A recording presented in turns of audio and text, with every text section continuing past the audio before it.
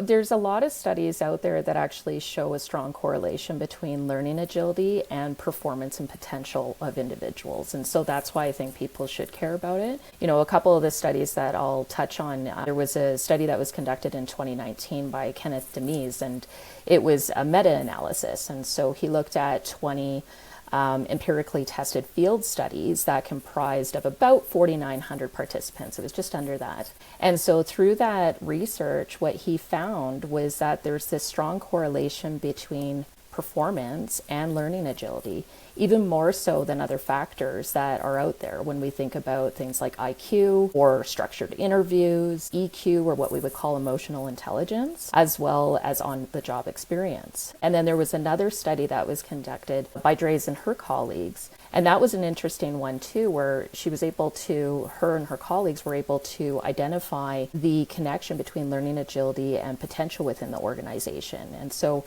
potential is really your ability to move up or within an organization. And so their research found that if you're generally a high performer, you're probably 3 times more likely to be seen as a high potential. Now, that may not come necessarily as a surprise, but what was interesting about that particular study is when you had higher levels of learning agility, the individual was deemed to have as much as 18 times more potential within an organization.